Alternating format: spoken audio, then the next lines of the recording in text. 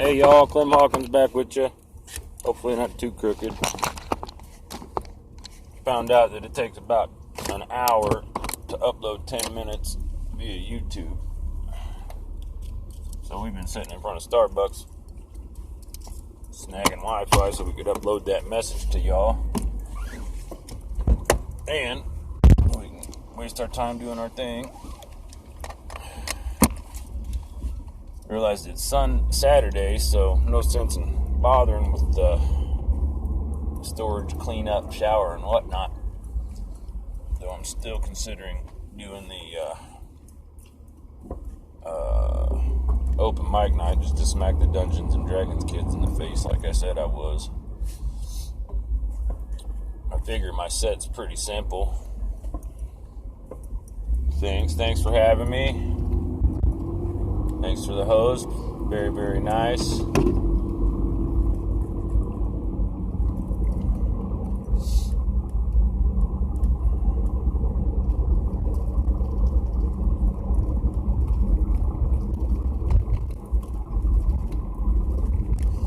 then I'm thinking something to the extent of, are there a round of applause? Could I hear from the comedians in the house? And then a round of applause. And by comedians, I mean dungeon masters who finally smoked weed when it became legal.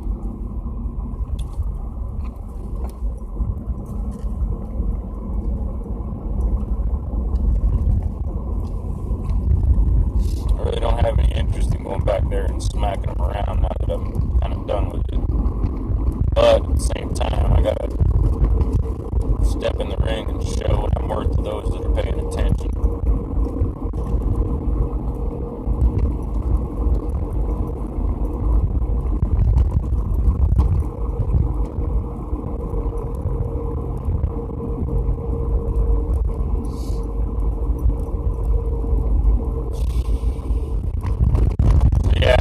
Call to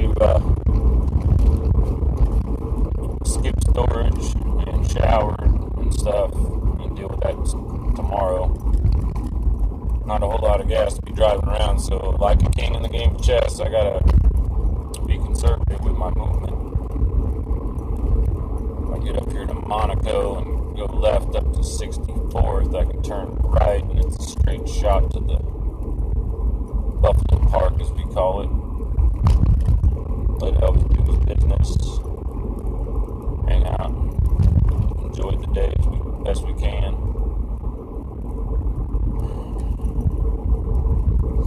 It's tough though.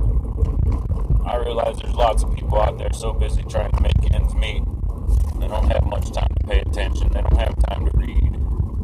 For a while it was kind of a joke, but when it's something serious like this net neutrality and what it's going to create and what it's going to happen, my experience, my opinion is not just American people, but people in general have a tendency of overcoming when pressured. And the more they squeeze us, eventually we're going to pop in the mirror like a zit. And it's going to blast all over the place. And at that point, I think we all need to be prepared. It's a weird, random, seemingly unconnected story, but when I was a kid, I moved in with my dad, and during the summer, he'd obviously kind of leave me alone when he was doing his working and stuff. So when the ice cream man came, unless I had money, I found that in his sock drawer, he had a bunch of coins, and I spent a summer going through those coins until he finally realized what was going on. And it wasn't until, I don't know, quite a few years later that I realized that he told me that those were all the silver coins that he had been collecting over the years. So I spent my dad's silver dollars on ice cream and treats. Which may not seem that funny unless you're a deadhead and you understand you're 72.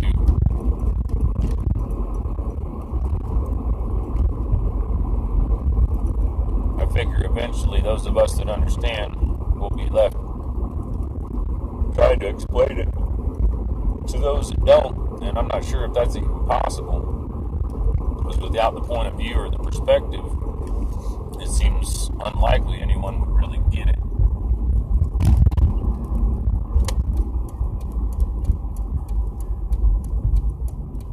future definitely concerns me, not for me so much, because I've been living.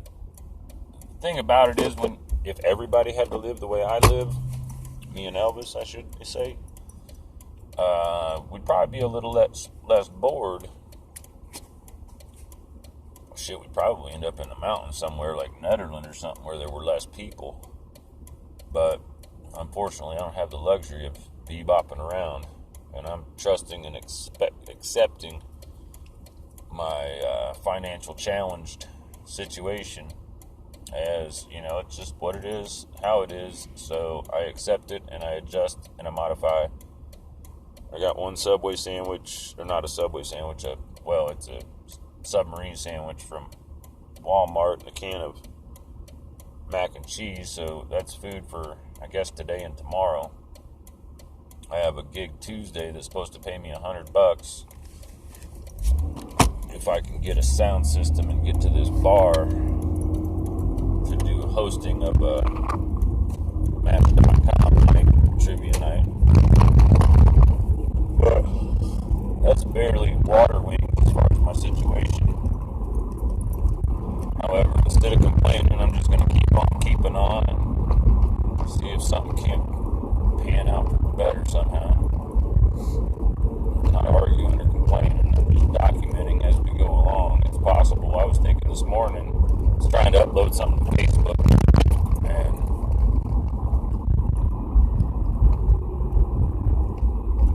net neutrality may not make that much sense, but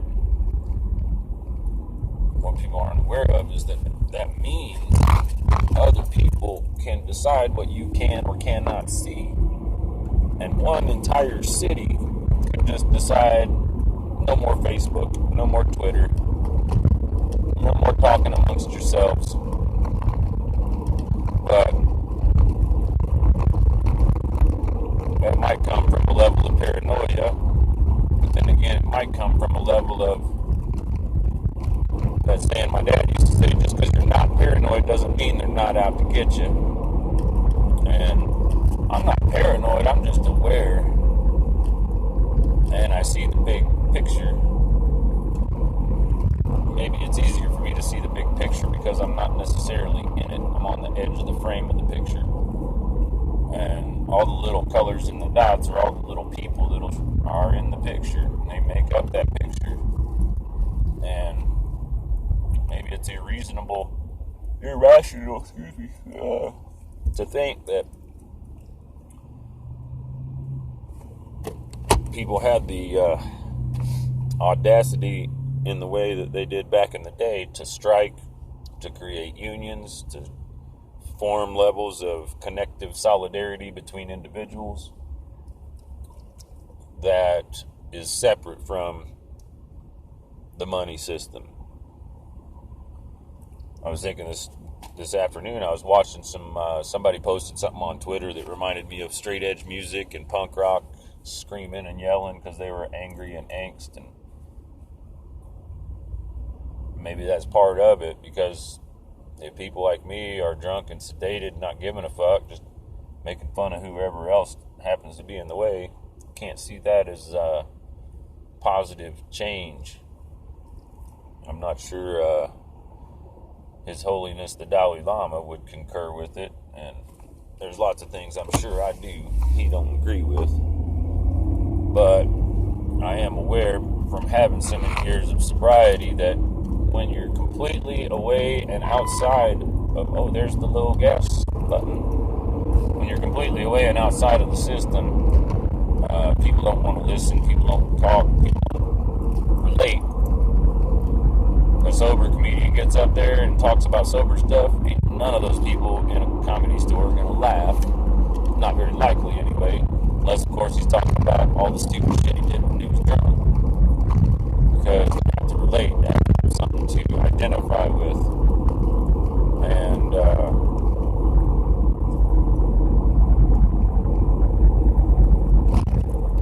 somebody like the Dalai Lama, he might be a great stand-up comedian, who knows, but I think he takes things in life and his position and situation a lot more seriously than many of the rest of us. And I don't particularly take myself seriously. I'm just aware that not too sure what else to do the first right thing that seems to come up, and hopefully that'll lead me to another place where I'm supposed to be, which is all construed in my philosophy that God draws straight with crooked lines, that bad news can turn into good news, that oppression brings the people together. But with everybody, I figure the majority of people it's the last weekend before Christmas, right? Y'all are out there spending all your hard-earned money, driving yourselves further into debt, just so your kids or your friends or your family will appreciate you because you appreciated them by giving them something. And a lot of people spend so much time working, there's no time to spend with each other. I didn't get to spend much time with my dad when I was a kid. After a year or so of living with him, he decided to get us family counseling that said basically we should do more things together and might improve our relationship.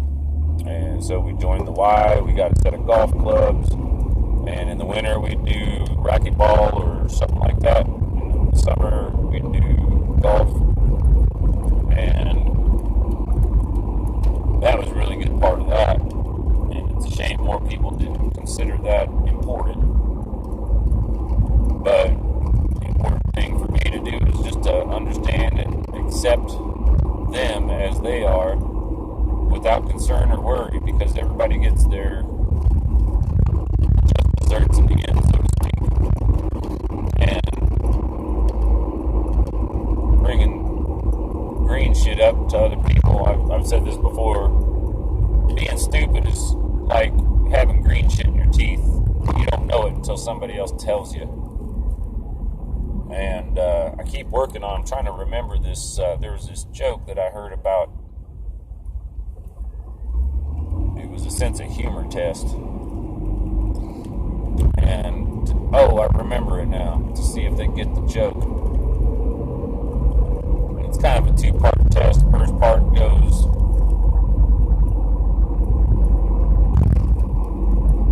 something like this.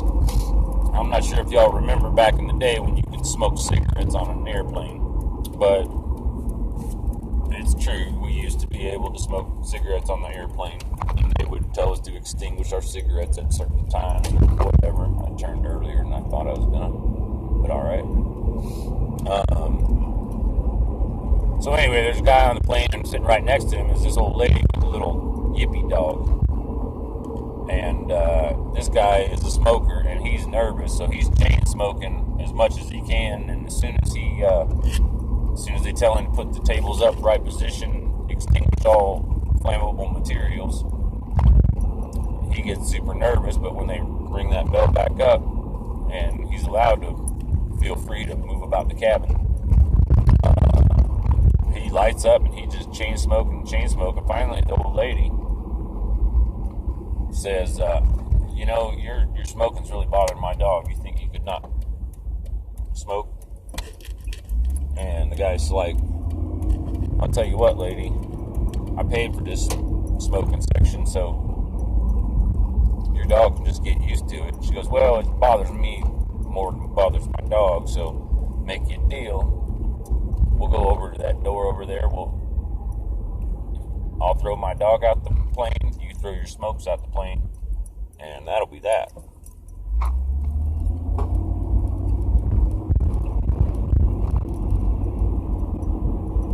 And the guy's having a flashback to right before he left. He was deciding to make I know I totally screwed it up. I said the second joke first, but I'm trying to fix it. So there's this guy bought himself a new house, and when he moved into the new house, he was checking it out, getting everything figured out. And as he's walking out in the backyard, he trips over a brick, and he's thinking, well, what's this for? And he looks around, he doesn't see anything made out of brick, so he takes it as a sign. He's like, well, I think it'd be nice to have a nice brick patio. So he goes to the hardware store and gets all these bricks and mortars and string and shovels and all this stuff. Goes back to his house and puts a bunch of these bricks and makes himself a nice little patio with the rail and all that, a couple planters. But when he finishes the job, he's got this one brick left. So he's like, oh, well, maybe I could, I'll do a barbecue. I'll make a barbecue out of a bunch of bricks, and that'll match all good with it all and stuff. So he goes back to the hardware store, gets all these bricks, comes back, designs his barbecue, counts every brick, figures it's going to be perfect, and when he's done, still ends up with one brick left. Long and the short of it was he basically fills his entire backyard with red brick stuff, and when he's finished with his very last project, he still has one brick left. So he does what any person would do. He grabs that brick, throws it as high into the air as he can. Come on, bud. So he's back on the plane, right? Thinking about this. And this lady just offered to throw her dog out the plane if he threw his cigarettes out the plane. And he's thinking, well, shit, there's more cigarettes down when I land. We ain't got but another however long to go. So, sure, lady, I'll do that. And so they go out to the window. And lady's like, all right, well, throw your cigarettes out. And he goes, no, ma'am, ladies first. You first. I ain't throwing my cigarettes out till you throw the dog out like you said you were gonna. And so she throws the cigarettes, or she throws the dog out. He throws the cigarettes out. They close the door and go back to their seat. He's just stressing out. Finally looks out the window, and sees the dog sitting on the wing. What he imagines in his mouth. Not the cigarettes, the brick. Be right back.